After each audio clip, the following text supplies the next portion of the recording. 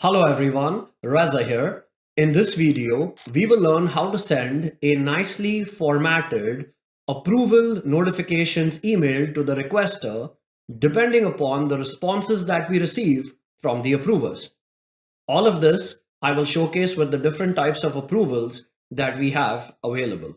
So let's check this video out in action.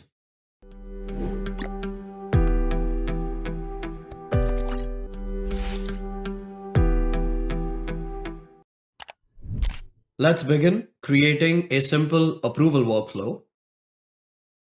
My scenario is I have a table in Dataverse that tracks leave request information. And here I have an app through which employees can make leave requests. I will create an approval workflow to trigger when a new record is added to the leave request table. The technique that I am showcasing in this video can apply to any data source of your choice. Here I'll pick when a new row is added, modified, or deleted trigger from Dataverse. Click Create. I'll give the flow a name. My trigger action. The flow should run when a record is added in my employee leave requests table. Scope, I'll pick organization.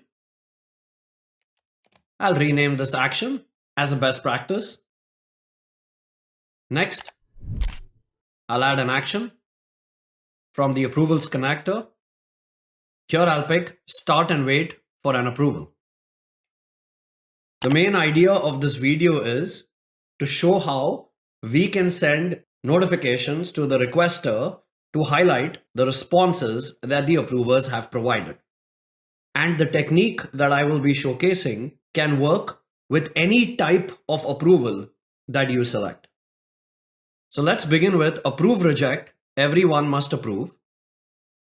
Title, I'll say new leave request for, and I'll put the employee name dynamic content coming from my trigger action. I'll assign this task to multiple users. I'll pick Reza and Sarah. You can also define your approvers dynamically. In the details, I've gone ahead and added dynamic content from my trigger action. This gives the approver good context about the item under approval. Next step is to check the outcome of the approval. And based on that, I would like to send the notification to the requester. Now the approval type here is approve reject, everyone must approve, meaning every approver that has been input into assign to must say approved. If one approver rejects it, the entire approval stands rejected. So the way to check the outcome of this approval is I'll go and add an action which would be a condition. The condition would be dynamic content outcome. Outcome of the approval, the best practice is to check to see if the outcome does not contain reject. This will guarantee that all the approvers said approve. And if that's the case, I'll go ahead and send an email to the requester highlighting that your leave request has been approved. To get the email of the requester, since I'm using Dataverse, I can go and query the user table. I'll go to the Dataverse connector and pick the action get a row by ID. Here from the users table, the row ID would be the created by value from my trigger action. This action I'll rename as get requester info. For the send an email action, I'll switch to advanced mode, and here I'll pick the primary email dynamic content from get requester info. In the body of the email, I can say hi and pick the full name of the requester. Your leave request has been approved. I can also plug in the details of the leave request, add some formatting. And here, I would also like to give the details about the decisions that the approvers took. If I go to dynamic content, in the approval action, we have different options. If I go to see more, you can see there are many other dynamic content attributes from this approval action. So if I want information like the name of the approver or the actual response that they provided or the comments, if I select any of this, it will result in a loop. And the reason is because the approval action returns an array of data. This is by design. So this for loop will run for each approver, and my requester would be notified of each approval decision. I do not want to send multiple notification emails to the original requester. I want all the information to go in a single email. I'll remove that dynamic content. I'll take this action out of the for loop. I'll copy this action, for loop, right click, delete. I'll paste my action, approval details, dynamic content. One other option we have is response summary. This gives out information like who the approver was, when did they receive the request, when did they respond, and what was their decision. So this is a decent option to use when notifying your requester, and notice it does not apply any loop. However, it does not include information like comments. Plus, the format here is string. So instead of using these options, let's go ahead and create a nice formatted HTML table. Right after start and wait for an approval, I'll add an action called create HTML table. From will be dynamic content responses. That's the array of data coming out from the approval action. Advanced parameters, I'll pick columns. In columns, I want to manually select the columns that I want to show in that notification email. So I'll pick custom. Header key, first thing I would like to put here is approver name. The value, dynamic content, I'll pick responses approver name. Next, I'll say response, value will be responses approver response. Notice in dynamic content, this responses array has a lot of good information, so you can pick and choose what information you would like to show here. Response time taken, I can calculate how long each approver took to respond by using an expression. Date difference of dynamic content, responses request date, comma, responses response date. I'll add this. Comments, the value, dynamic content, responses, comments. This action will give me an HTML table that I can use directly in the body of the email. And since I have an HTML table, why not go ahead and style and format it? I'll add an action here called compose that I will rename to style. And in the inputs, I've gone ahead and plugged in style attribute for my HTML table. Back to my email action, I'll rename this to notification for approval accepted, approval details. Here, dynamic content, I'll pick the outputs of style. Dynamic content, I'll pick the outputs of the create HTML table action. That completes my notification email if the approvers have approved. If rejected, I can simply copy this action, paste the action, rename this one to notification for approval denied. All I have to do is just simply change the text. And since in my data source, I have a column that's tracking the approval status, I want to go and update that as well. I'll add an action, update a row in Dataverse, employee leave request table. From my trigger, I will pick the unique identifier. And here, I'll go and update the approval status to approved.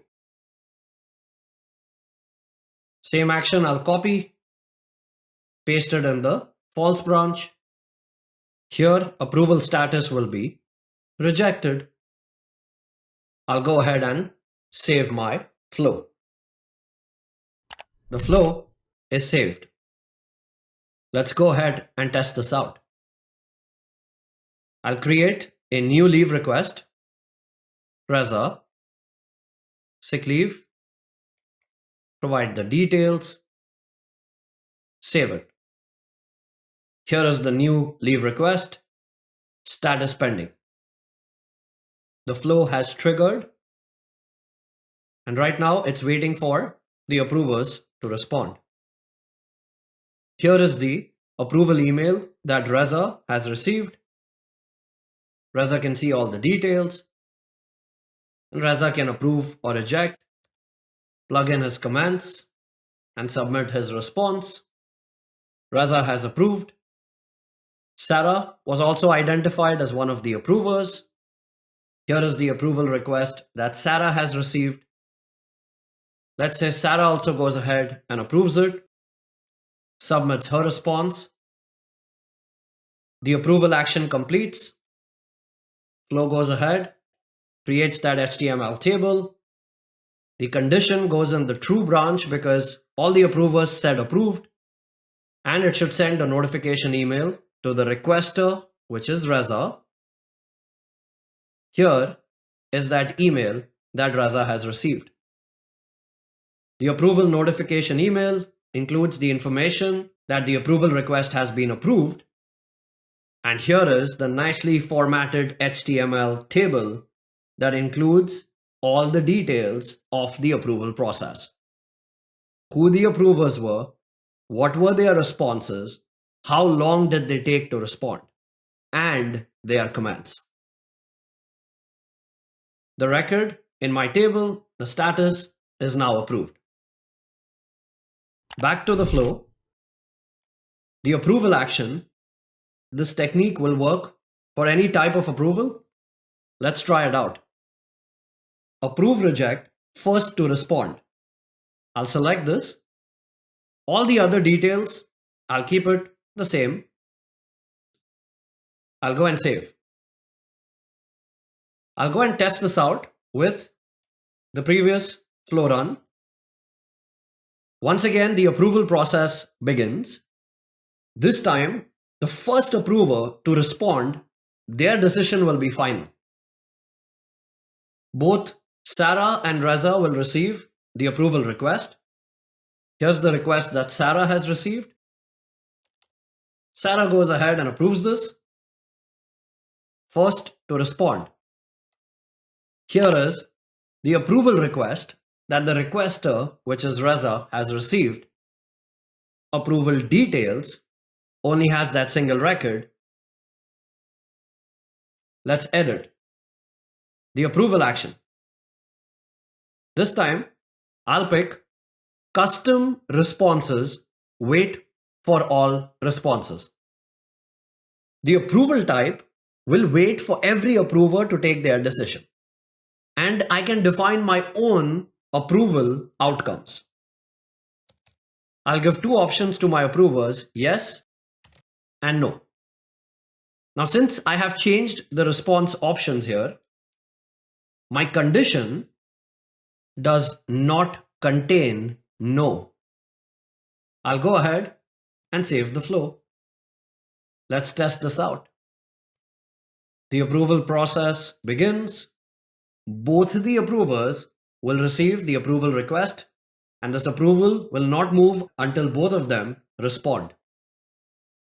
Here is the approval request that Reza has received. Notice it says yes, no. Let's say Reza says yes, and Sarah says no. The approval action completes. Because one approver said no, the condition failed and went into the false branch. This time, the notification email that would go out would be of rejection to the requester, and the status would be updated to rejected. Here is the notification email that the requester Reza has received. Says your leave request has been rejected, and here are the approval details. The custom responses are being showcased in the table. There is also custom responses, wait for one response.